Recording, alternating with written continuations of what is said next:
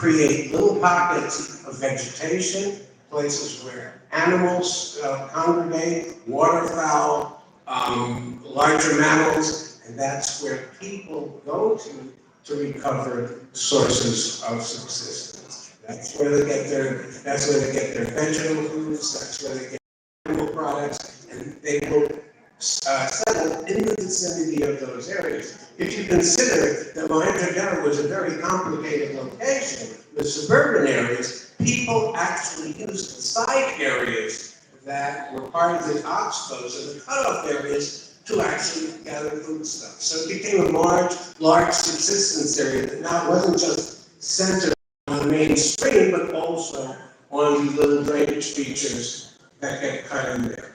And so this would be a coring across an area like that, which Dr. Solangi showed as well, because that was part of the drainage system in that area. This is a kind of recording machine that we use in the States very widely. It's very small. It's like a golf cart. Unfortunately, when you did your work, you didn't have this kind of thing. But this is the type of information we're getting, very similar to what Dr. Solangi was picking up along the way, where he was looking at. And as you take a look at the array of dates they associate with a cultural period, and now you have sort of focusing in on where site expectation could occur.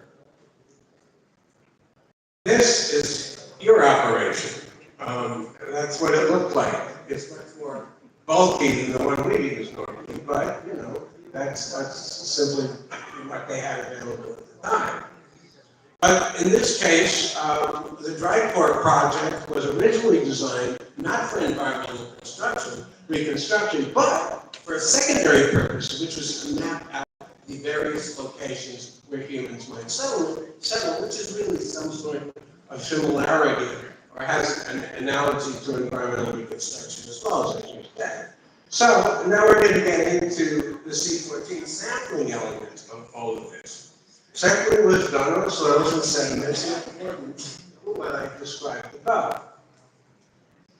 And then this is where the cores were 3 years after they were recovered in the field, and we simply went up on a rooftop, spread them out, and we took radiocarbon samples from the most appropriate organically rich sediments that were accessible to us. And that's what we took. And these are the results. Now, and this stunned me, up until this time, there were only 3 radiocarbon dates for the entire site of Mohenjo-Daro. We had 16 new ones. So it was necessary for us to look at these and to plug them into the models that we already had. We had 16 new ones, and this is how they broke down.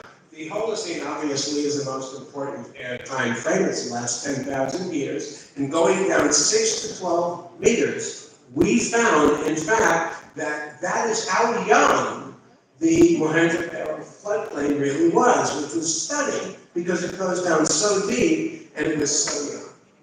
Moreover, we found, and you'll see this is what the actual cores that we looked at look like. I mean, this is a superimposed map of all the cores that were taken from the site that were registered in some kind of a log, in addition to the ones that were taken by Dr. Solangi. This was the distribution. And then we constructed a profile very similar to the one that he had on the elevations on, and these are how the dates came out. You look at the sites inside the city center, outside the city center. That was the raw way that we could start to synthesize all these elements of radiocarbon dating and see where we might actually find locations of human settlement. Because we had to find sites, we had to find locations by depth and on the order of 5,000 to 3,000 years to actually look at primary locations. And this is how it sorted out. We actually took the cardinal directions that you ideally wanted to use, but you couldn't always get to them because there were impediments to setting up a west, east, north, south transit. But we put them together the best way. And this is what it looks like. Again, sites inside the center, outside the center, just to get a working model for how to do this. And the dates were always in correct stratigraphic order. That was the most important thing. We only took the most organically rich deposits because those might be near oxbows, they might be in cultural context, and they were areas that were likely in proximity of human settlement. Having done that, we did as much as we possibly could with the available dates. And then we sorted the dates out by location, depth, and archaeological expectation.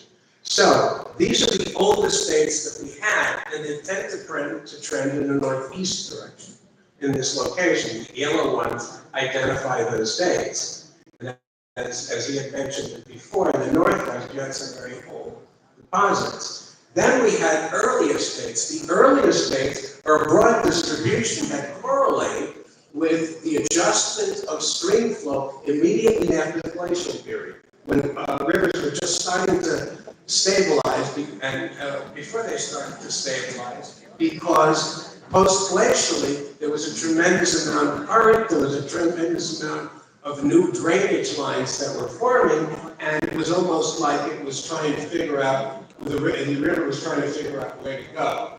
And because there was so much water flowing in the post-glacial period, that it's a wide distribution.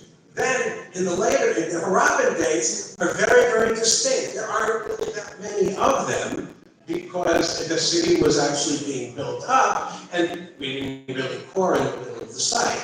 So those are some very serious guidelines that we had. And post-Harappan dates, there weren't very many of those either because of the distribution. But what we did find is we did find a cluster where Harappan dates were prominent, outside the city center. That would be the first measure of archaeological site expectation based on the fact that these pieces of data were collected in a piecemeal fashion. In other words, you have to start somewhere. Start in the area outside the center where you're getting the appropriate dates. That's a hypothesis that you can work with. So if we're looking for a way to excavate and identify where the site-rich areas are, we might as well test this hypothesis, as well as obviously the literature and what we know about the site. So that's the additional information. Then, this should be familiar to you. This is Dr. Solangi's information, and what we did is we simply plugged in the radiocarbon dates in the appropriate core so that we could trace it. And as you can see, they're all in stratigraphic order, and they're all in the richest organic sediments. These are by core, 31. Back here is 33. Oops. Wait a minute. Okay, wait a minute. And then these are our observations here, with two exceptions. The set of cores provided stratigraphic determinations in the correct order.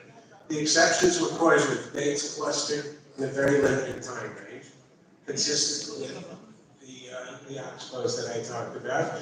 And the observations suggested migrations were systematic and controlled, that there were little basins probably central to the location of human subpopulations, and that we have potential not only to find sites, but also to predict where they are and what kind of micro-landscapes were favorable for subsistence procurement. Now then, we have additional information. For the Harappan period, there was a major change. If we look across the Indus landscape, we find that there are very distinct changes associated with the Harappan landscape. Dunes stopped forming. Soils develop in small waves. Coastal changes are quite prominent. All those factors give us a guideline of where sites are and what kind of climatic changes may have affected human settlement.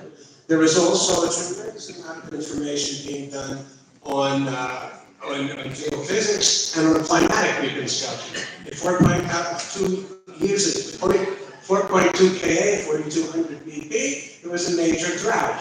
It affected everything all over the world. And you can see it by the oxygen isotope information. The again, associated with the later Harappan time frame. And then we developed a monsoon circulation model based on precipitation patterns and climatic changes. And as you can see, after a long period of time, the area that's shaded in brown, that's the Harappan period. And that's the period when the rainfall patterns have changed. Once we have that information, there's all sorts of things you can do. We've looked at how the monsoon has changed precipitation patterns, and it's done a tremendous amount.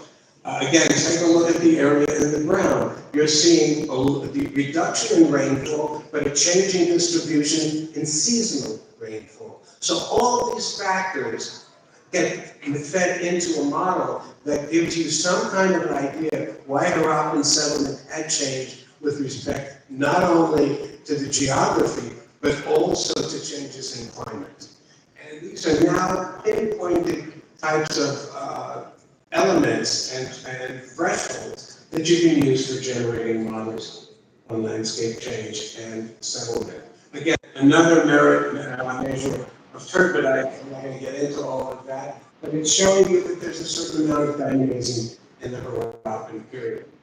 Now then, the other thing that had been made mention of, with what happened was that changing patterns were so significant that towards the later part of the Harappan period, middle to later part of the Harappan period, the monsoons were advancing landward, and they were advancing landward also in association with rising sea level. That caused many Harappans to migrate landward. And once they started migrating landward, you have a completely changing settlement pattern. Again, another factor that you can sort of integrate into the landscape and settlement dynamic in a very sophisticated way, and at least tell you where you should probably be digging and where you should keep your eyes posted. And this is a model that we developed, a three-dimensional model that we developed years ago, and we have more detail to stick into it. And this is a three-dimensional model that we generated based on what we picked up from the course. And this is what it looks like. If you run across the Harappan landscape, you will see where the concentrations of various types of deposits are, what it means, and what you can actually expect when you look at these things in three-dimensional, in terms of three-dimensional modeling. And this type of technology is accelerating exponentially. So we can use these kinds of models to generate research proposals that mean that you don't have to dig up the entire site, which take centuries, but you can go to the areas that are sensitive. So again, what is next for Mohenjo-Daro? Well, we already got the 2019 report. I was waiting for Dr. Shalani to put in some new data. We integrate our dates with periods of landscape change, settlement transition, with considerable resolution. And it's possible to link events in occupation history to dates and periods of climate change, and new technologies coupled with refined geoarchaeological history will really improve our ability to look at these sites, assess them, measure them with a degree of high expectation. Thank you.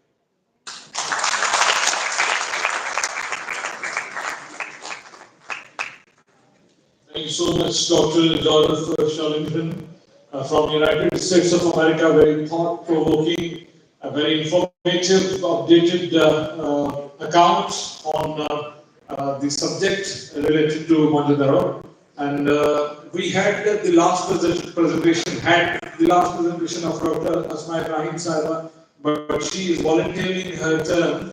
वो कह रही हैं कि मेहमानों का बोलना बात करना जरूरी था और वक्त क्योंकि काफी हो गया है. So this is a turn to listen to the captain of the ship. And for international guests, we have this young and dynamic and energetic minister who is carrying rich legacy of his great illustrious father, Dr. Syed Muhammad Ali Shah, who was also a Hajj professional by profession, but a sportsman by his spirit and passion. So let's welcome Dr. Syed Ali Shah Sahab, the Honorable Minister for Culture, Antiquities, Archaeology and Archives, Government of Sindh, Dr. Syed Ali Shah.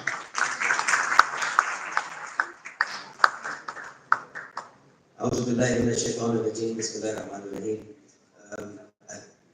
think we've seen a series of presentations, so let me remind everyone that mine is a speech, and more than, even less than a speech, it should be a vote of thanks, because I am a keen follower of all that you've shown us today.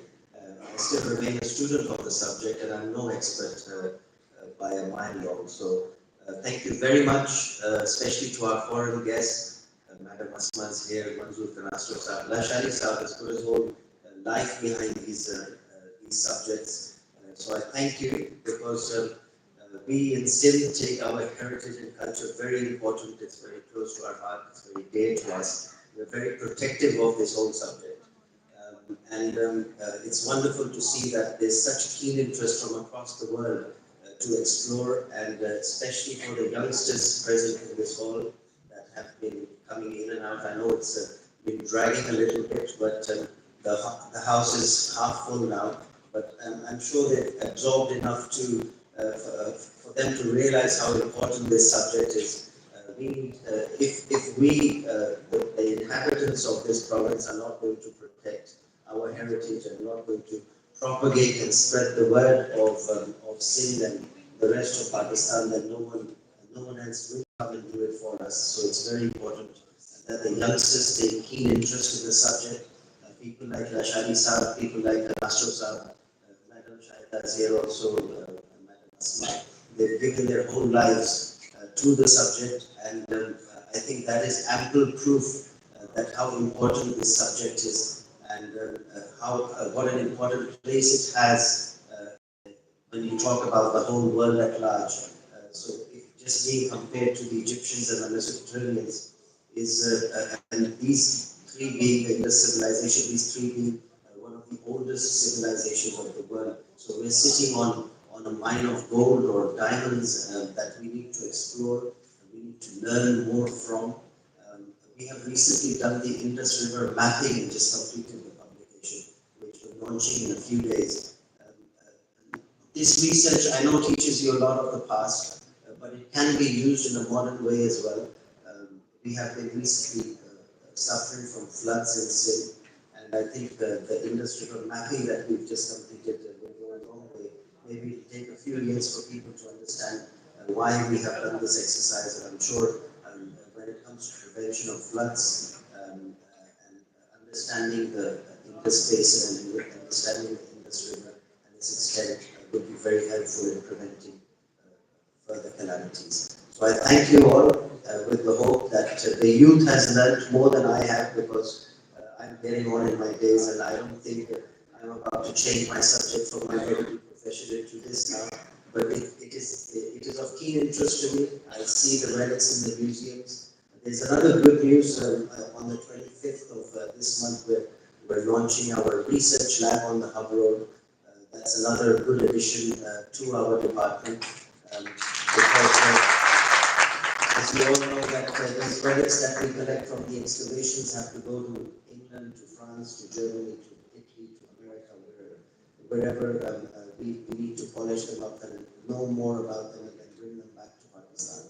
So we're trying to create a research lab within Sindh, so the speed of the whole process is easier, and also that our youth can benefit from learning as to how to preserve and protect all these relics that we find at all these sites. So thank you very much once again, Pakistan Hamisha Zindabad, and wonderful presentations.